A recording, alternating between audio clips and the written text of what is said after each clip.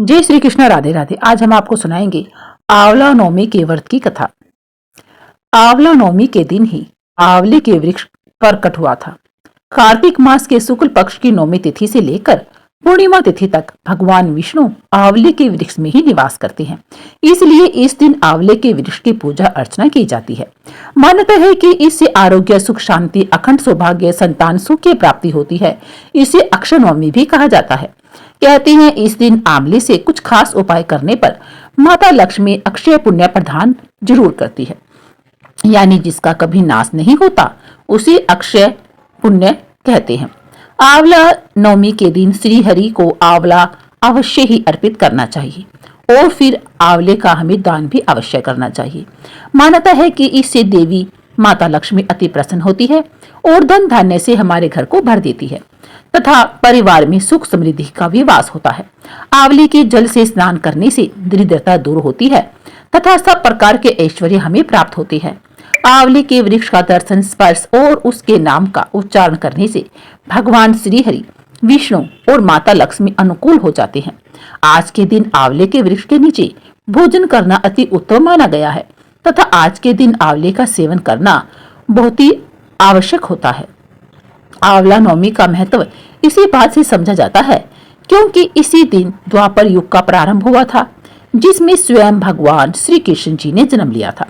आंवला नवमी के दिन ही भगवान श्री कृष्ण ने वृंदावन, गोकुल की गलियां छोड़कर मथुरा प्रस्थान किया था। संतान और पारिवारिक सुखों की प्राप्ति के लिए रखा जाता है आंवला नवमी का व्रत। इस दिन उन्होंने अपनी बाल लीलाओं का त्याग करके कर्तव्य के पथ पर भी पहला कदम रखा था। इसी दिन से वृंदावन की परिक्रमा भी प्रारंभ होती है। आंवला नवमी का व्रत संतान और पारिवारिक सुखों की प्राप्ति के लिए जरूर रखना चाहिए। यह व्रत पति पत्नी साथ में रखे तो उन्हें इसका दोगुना शुभ फल प्राप्त होता है। आंवला नवमी के दिन स्नान आदि करके किसी आंवला वृक्ष के समीप जाएं। उसके आसपास साफ सफाई करके आंवला वृक्ष की जड़ में शुद्ध जल अर्पित करें।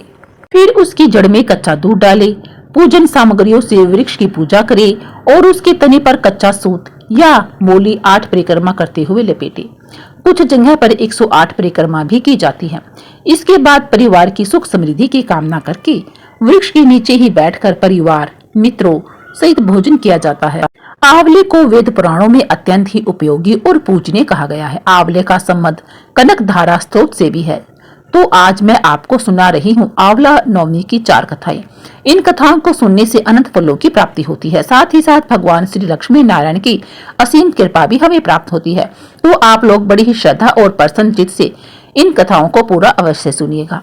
अब आइए हम सुनते हैं आंवला नवमी की पहली कथा। एक राज्य में आंवलिया नाम का एक राजा था।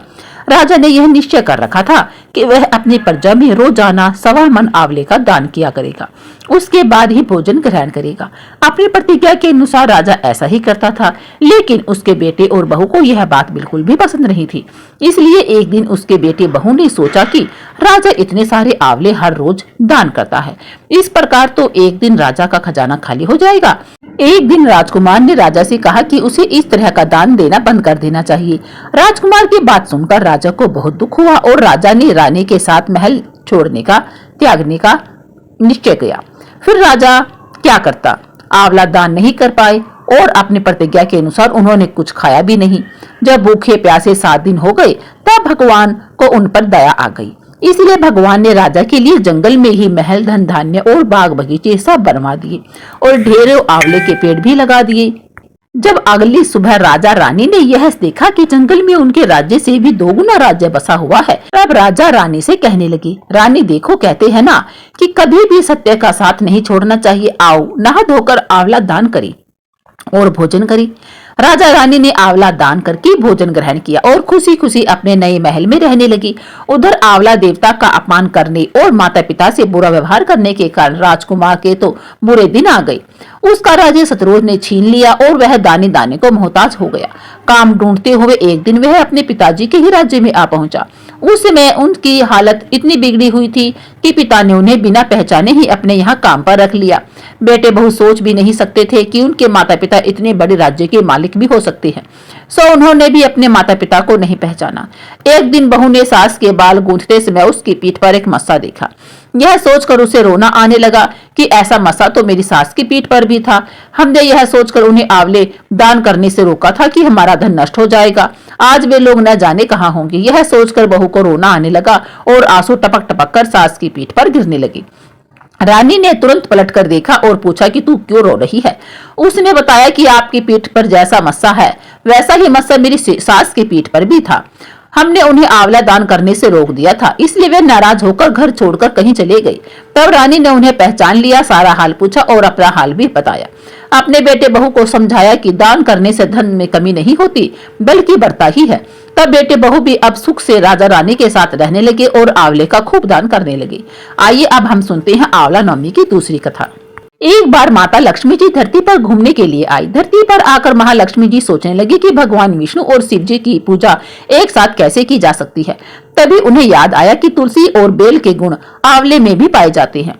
तुलसी भगवान विष्णु को और बेल शिव जी भगवान को अत्यंत प्रिय है। इसके बाद तो महालक्ष्मी जी ने आंवले के पेड़ की पूजा करना निश्चय किया। महालक्ष्मी जी की भक्ति और पूजा से प्रसन्न होकर भगवान विष्णु और शिव जी साक्षात प्रकट हुए। महालक्ष्मी जी ने आंवले के पेड़ के नीचे भोजन तैयार करके भगवान विष्णु और शिव जी को भोजन कराया। उसके बाद उन्होंने खुद भी वहीं बैठकर भोजन ग्रहण किया। मान्यताओं के अनुसार आंवला नवमी के दिन अगर कोई महिला आंवले के पेड़ की पूजा करके उसके नीचे बैठकर भोजन बनाती है और ग्रहण करती है तो भगवान विष्णु और साक्षात शिव उसकी सभी मनोकामनाओं को पूर्ण करती है। इस दिन महिलाओं अपनी संतान की दीर्घायु और अच्छे स्वास्थ्य को लेकर व्रत रखती है। निसंतान महिलाओं यदि संतान प्राप्ति की कामना से व्रत रखकर आंवले के पेड़ का पूजन करती है तो उन्हें संतान सुख अवश्य ही प्राप्त होता है। आइए अब हम सुनते हैं आंवला की वृक्ष आंवला व्रत की तीसरी कथा। काशी नगरी में एक निसंतान धर्मात्मा और दानी वेश्या रहता था। एक दिन वेश्या की पत्नी से पड़ोसन कहने लगी कि अगर तुम किसी पराये बच्चे की बलि भैरव बाबा के नाम से चढ़ा दो तो तुम्हें पुत्र की प्राप्ति हो जाएगी। यह बात जब वेश्या को पता चली तो उसने साफ मना कर दिया, लेकिन उसकी पत्नी अवसर की तलाश में लगी रही। एक दिन एक कन्या को उसने कुएं में गिराकर भैरव देवता के नाम पर बलि दे दी। इस हत्या का परिणाम विपरीत हुआ, अर्थात लाभ की जगह उसके पूरे शरीर में कोढ़ हो गया। लड़की की प्रेतात्मा उसे सताने लगी। वैश्य के पूछने पर उसकी पत्नी ने सारी बात सच सच बता दी। तब वैश्य बोला कि गोवध, ब्राह्मणवध तथा बालवध करने वाले के लिए इस संसार में कोई जगह नहीं होती। इसलिए तू गंगा तट पर जाकर भगवान का भजन कर और गंगा स्नान कर, तभी तो इस कष्ट से मुक्ति प्राप्त पा सकती है। अब वैश्य की पत्नी गंगा किनारे रहने लगी। कुछ दिन बाद गंगा माता एक वृद्ध महिला का वेश धारण करके उसके पास आई और बोली, अगर तुम मथुरा जाकर कार्तिक नवमी का व्रत तथा आंवले के वृक्ष की परिक्रमा और पूजा करोगी तो ऐसा करने से तेरा यह कोढ़ का रोग दूर हो जाएगा। वृद्ध महिला की बात सुनकर और उनकी बात मानकर वैश्य की पत्नी अपने पति से आज्ञा लेकर मथुरा जाकर विधि विधान से आंवले का व्रत करने लगी। ऐसा करने से वह भगवान की कृपा से दिव्य शरीर वाली हो गई और उसे सुंदर पुत्र रत्न की भी प्राप्ति हुई। आइए अब हम सुनते हैं आंवला नवमी की अगली कथा, जिसे सुनने मात्र से सभी मनोकामनाएं तुरंत पूरी हो जाती हैं। एक कथा के अनुसार एक बार जगत गुरु आदि शंकराचार्य भिक्षा मांगने एक कुटिया के सामने रुके। वहां एक बूढ़ी औरत रहती थी जो अत्यंत ही गरीब और दयनीय स्थिति में थी। शंकराचार्य की आवाज सुनकर वह बूढ़ी औरत बाहर आई। उसके हाथ में एक सूखा हुआ आंवला था। वह बोली, महात्मा, मेरे पास इस सूखे आंवले के सिवाय कुछ भी नहीं है देने को जो आपको मैं भिक्षा में दे सकूं। शंकराचार्य को उसकी स्थिति पर दया आ गई और उन्होंने उसी समय उसकी मदद करने का निश्चय किया। उन्होंने अपनी आंखें बंद की और मंत्र रूपी 22 श्लोक बोले। ये 22 श्लोक कनक धारा स्त्रोत के श्लोक थे। इससे प्रसन्न होकर माता लक्ष्मी ने उन्हें दिव्य दर्शन दिए और कहा कि शंकराचार्य, इस औरत ने अपने पूर्व जन्म में कोई भी वस्तु दान नहीं की थी। यह अत्यंत कंजूस थी और मजबूरी वश कभी किसी को कुछ देना भी पड़ जाए तो यह बुरे मन से दान करती थी। इसलिए इस जन्म में इसकी यह हालत हुई है। यह अपने कर्मों का फल भोग रही है, इसलिए मैं इसकी कोई सहायता नहीं कर सकती। शंकराचार्य ने देवी लक्ष्मी की बात सुनकर कहा, हे महालक्ष्मी, इससे पूर्व जन्म में अवश्य दान धर्म नहीं किया है, लेकिन इस जन्म में इसने पूर्ण श्रद्धा से मुझे यह सूखा आंवला भेंट किया है। इसके घर में कुछ नहीं होते हुए भी इसने यह मुझे सौंप दिया। इस समय इसके पास यही सबसे बड़ी पूंजी है। क्या इतना भेंट करना प्राप्त नहीं है? शंकराचार्य की इस बात से देवी लक्ष्मी जी प्रसन्न हुई और उसी समय उन्होंने गरीब महिला की कुटिया में स्वर्ण के आंवलों की वर्षा कर दी। बोलिए माता लक्ष्मी की जय। एक बार भगवान विष्णु कई हजार वर्षों तक घोर युद्ध करने के पश्चात थक गई और फिर अपने वैकुंठ धाम में आकर समाधि लगाकर अपने धनुष के सहारे सो गई। उसी समय देवताओं के यज्ञ करने की योजना चल रही थी। सो वे सभी भगवान विष्णु से मिलने ब्रह्मा जी और शिव जी सहित वैकुंठ आए। उन्होंने देखा कि भगवान विष्णु तो गहन निद्रा में लीन है, सोए हुए को नहीं जगाना चाहिए। यह सोचकर वह सभी खड़े हो गए, किंतु बहुत देर के बाद भी भगवान विष्णु जब निद्रा से नहीं जागे, तब उन्होंने सोच विचार कर भगवान विष्णु को जगाने का निर्णय किया। तब ब्रह्मा जी ने कीड़ा उत्पन्न किया और उसे भगवान विष्णु को जगाने के लिए कहा। यह काम करने से भविष्य का भाग मिलेगा, यही सोचकर उस कीड़े ने धनुष की रस्सी काट डाली। धनुष की रस्सी कटते ही एक भयानक शब्द हुआ और चारों ओर अंधेरा सा छा गया। कुछ समय के बाद जब धीरे धीरे अंधेरा कम हुआ तो देवताओं ने देखा कि भगवान विष्णु का सिर उनके शरीर पर नहीं है। तब तो देवता अत्यंत चिंतित और भयभीत हो गई। देवताओं को चिंता मग्न देखकर ब्रह्मा जी ने कहा कि देवताओं चिंता ना करो, संसार में जो कुछ भी होता है कुछ न कुछ कारण से ही होता है और यहाँ पर बिना कारण अर्थात अकारण कोई कार्य नहीं होता। हम सभी देवी पराशक्ति की आराधना करेंगे और अवश्य ही वे इस समस्या का समाधान करेंगी। ऐसा कहकर ब्रह्मा जी ने सभी वेदों को देवी की स्तुति करने का आदेश दिया। जब वेदों ने देवी की स्तुति की तो देवी अत्यंत ही प्रसन्न हुई और फिर एक आकाशवाणी हुई। आकाशवाणी ने कहा, देवताओं, मैं वेदों की स्तुति से अत्यंत प्रसन्न हूँ। आप लोगों को चिंता करने की कोई आवश्यकता नहीं है। भगवान विष्णु का जो सिर कटा है इसके दो कारण हैं। पहले तो इन्हें एक बार लक्ष्मी जी ने कह दिया था कि आप बिना सिर के हो जाओ, क्योंकि लक्ष्मी जी को देखकर भगवान विष्णु हंस रहे थे। दूसरा कारण है हयग्रीव नाम के दैत्य का अंत करना। हयग्रीव नाम का एक दैत्य है, इसने अन्न जल सब कुछ त्याग कर 1000 वर्षों तक मेरी तपस्या की थी। उस समय इस दैत्य ने अपनी सारी इंद्रियों को अपने वश में कर लिया था और केवल मेरे नाम का जाप करता था। इसने मेरे तामसी रूप के दर्शन पाने के लिए ऐसी घोर तपस्या की। तब मैं पराशक्ति ही अपने तामसी रूप से इस दैत्य के सामने प्रकट हुई थी। देवी को अपने सामने प्रकट हुआ देखकर यह दैत्य अत्यंत प्रसन्न हुआ, रूठ कर खड़ा हो गया। वह मेरे उस रूप की परिक्रमा करने लगा और मेरी स्तुति करने लगा। तब मैंने उससे मनवांछित वर मांगने के लिए कहा। तब उसने कहा, हे देवी, मैं अमर होना चाहता हूँ। उसकी बातें सुनकर मेरी उस तामसी शक्ति ने कहा कि दैत्यराज, संसार में सभी की मृत्यु निश्चित है और यही संसार का नियम है। मैं इस नियम को भंग नहीं कर सकती, इसलिए तुम सोच समझकर कोई और वरदान मांगो। और फिर उसके बाद उस दैत्य ने वर मांगा कि मेरी मृत्यु केवल भगवान हयग्रीव के द्वारा ही हो। तब मैंने ही उसे ऐसी मनोवांछित मृत्यु प्राप्त करने का वरदान दे दिया था। उसी समय वह दैत्य अपने बल के घमंड में आकर ब्राह्मणों, देवताओं और साधु जनों को पीड़ित कर रहा था और सभी को इस दैत्य के आतंक से मुक्त कराने के लिए भगवान विष्णु का बिना सिर का होना आवश्यक है। इसीलिए आज इनका सिर कट गया है। ब्रह्मा जी, आप एक घोड़े का सिर काटकर श्री विष्णु जी के शरीर पर लगा दीजिए, इससे उनका हयग्रीव अवतार होगा और वे उस हयग्रीव दैत्य का अंत कर देंगे। इतना कहकर देवी अंतर्धान हो गई। इसके बाद देवी के आदेशानुसार ब्रह्मा जी ने अपनी तलवार से घोड़े का सिर काटकर उसे भगवान विष्णु के शरीर पर लगा दिया और उसी क्षण भगवान विष्णु उठकर खड़े हो गए। इस तरह भगवान विष्णु का हयग्रीव अवतार हुआ तथा तब हयग्रीव स्वरूप भगवान विष्णु और हयग्रीव नाम के उस दैत्य में भयंकर युद्ध छिड़ गया। उसे मारना इतना आसान नहीं था। तब भगवान विष्णु ने बहुत लंबे समय तक उसके साथ युद्ध किया। बाद में देवी जगदम्बा के वरदान अनुसार भगवान हयग्रीव के हाथों उसका अंत हो गया। आइए अब आमला एकादशी की चौथी कथा को हम सुनते हैं। एक नगर में एक ब्राह्मण दंपति रहते थे। वे दोनों प्रतिदिन 7 कोस दूर गंगा और यमुना नदी में स्नान करने जाते थे। इतनी दूर आने जाने से ब्राह्मण की पत्नी थक जाती थी। एक दिन उसने अपने पति से कहा कि हमारा एक पुत्र होता तो कितना अच्छा रहता। पुत्र का विवाह करते हमारे घर बहू आती तो हमें घर वापस जाने पर खाना बना हुआ मिलता और बहू घर का कामकाज भी कर लेती। अपनी पत्नी की बात सुनकर ब्राह्मण ने कहा कि तूने बात तो सही कही है, चल मैं तेरे लिए बहू ला ही देता हूँ। ब्राह्मण ने कहा कि एक पोटली में आटा डाल कर कुछ मोहरे रख दे। ब्राह्मण के कहे अनुसार उसने अर्थात ब्राह्मणी ने पोटली बांधकर दे दी। पोटली लेकर ब्राह्मण चला गया। ब्राह्मण को सफर के दौरान यमुना के किनारे बहुत ही सुंदर लड़कियां दिखाई दी। वे रेत में घर बनाकर खेल रही थी। उनमें से एक लड़की ने कहा कि मैं अपना घर नहीं बना बिगाड़ूंगी, मुझे तो रहने के लिए ये घर चाहिए। लड़की की बात सुनकर ब्राह्मण मन ही मन सोचने लगा कि बहू बनाने के लिए यही लड़की उचित है। तब वह लड़की जाने लगी तो ब्राह्मण भी उसके पीछे पीछे उसके घर तक चला गया। वहां जाकर ब्राह्मण ने उस लड़की से कहा, बेटी, कार्तिक मास चल रहा है, इसलिए मैं किसी के घर खाना नहीं खाता। मैं अपने साथ आटा लेकर आया हूँ। तुम अपनी माता से पूछो कि क्या वह मेरे लिए आटा छानकर 4 रोटी बना देगी। यदि वह मेरा आटा छानकर रोटी बनाएगी तो मैं रोटी खा लूंगा। लड़की ने जाकर अपनी माँ को यह सारी बात बताई। माँ ने कहा, ठीक है बेटी, जाकर ब्राह्मण देव से कहो कि वह अपना आटा दे दे, मैं रोटी बना दूंगी।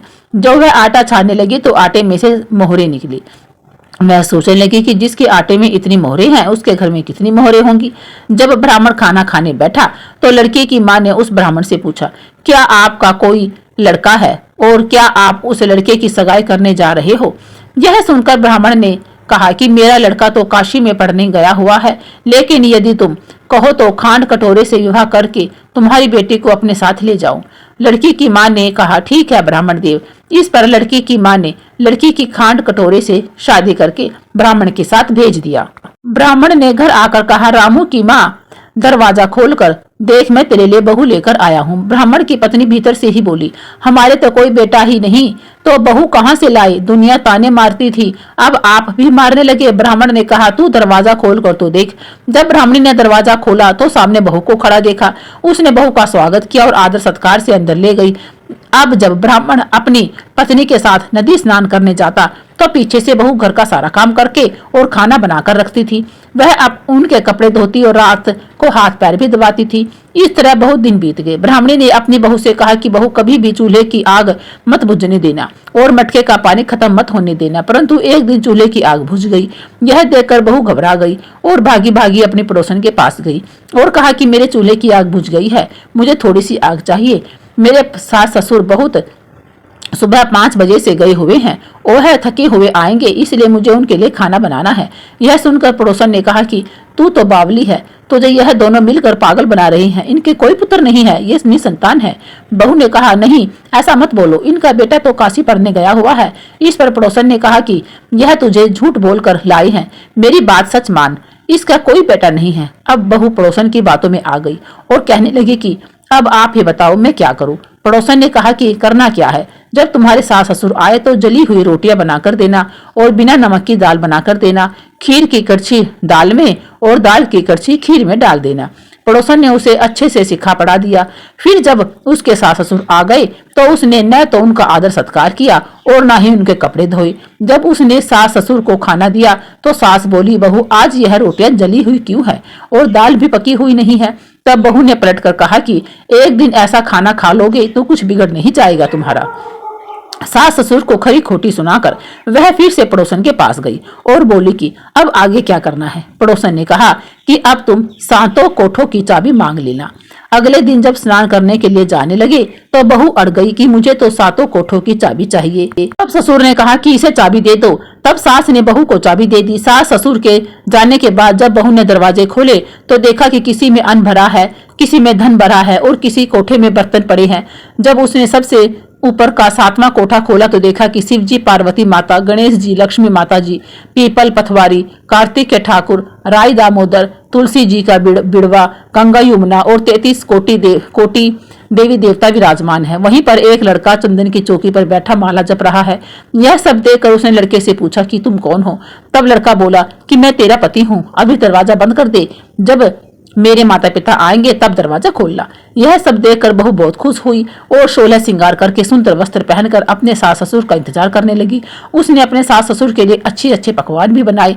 जब उसके सास ससुर घर पर आए तो उसने उनका आदर सत्कार किया और प्रेम पूर्वक खाना खिलाया और हाथ पैर दबाने लगी। पैर दबाते दबाते बहू ने कहा कि माँ, आप इतनी दूर गंगा यमुना स्नान करने के लिए जाती हो तो आप थक जाती होंगी, इसलिए आज आप घर पर ही स्नान क्यों नहीं करती। यह सुनकर सास कहने लगी कि बेटी गंगा यमुना घर पर तो नहीं बहती। तब उसने कहा, हाँ हाँ माँ जी बहती है, चलो मैं आपको दिखाती हूँ। तब बहू ने 7वां कोठा खोलकर दिखाया और उसमें शिव जी, पार्वती, गणेश जी, लक्ष्मी जी, पीपल पथवारी, कार्तिक के ठाकुर, राई दामोदर, तुलसी जी का बिरवा, गंगा यमुना बह रही है और 33 कोटि देवी देवता भी विराजमान है। वही चौकी पर बैठा एक लड़का माला भी जप रहा है।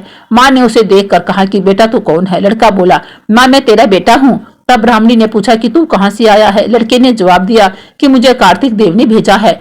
माँ ने कहा, बेटा यह संसार कैसा मानेगा कि तू मेरा बेटा है। माँ ने कुछ विद्वान पंडितों की से मदद मांगी। पंडितों ने कहा, इस पार बहू बेटा खड़े हो जाए और उस पार माँ खड़ी हो जाए। माँ चमड़े की अंगिया पहनी हो और छाती में से दूध की धार निकल कर बेटे की दाढ़ी मूछ भीगी और पवन पानी से गठजोड़ा बंधे, तब मानेंगे कि यह इस माँ का ही बेटा है। उसने ऐसा ही किया। चमड़े की अंगिया फट गई और छाती में से दूध की धार निकलकर बेटे की दाढ़ी मूछ भीग गई। पवन पानी से बहू बेटे का गठजोड़ बंध गया। यह सब देखकर ब्राह्मण और उसकी पत्नी की खुशी का ठिकाना न रहा। तो यह थी कार्तिक मास की कथा। हे कार्तिक मास, हे कार्तिक ठाकुर जी, जैसे ब्राह्मण और ब्राह्मणी को बहु बेटा दिया, वैसे मुझको भी दे, हम सबको देना। कार्तिक मास की कथा कहने, सुनने और हुंकार भरने वाले सब पर आप कृपा करना। हर हर महादेव। जय श्री हरि विष्णु भगवान की जय। यह कथा अगर आपको पसंद आई हो तो वीडियो को सब्सक्राइब करें, लाइक करें, शेयर करें।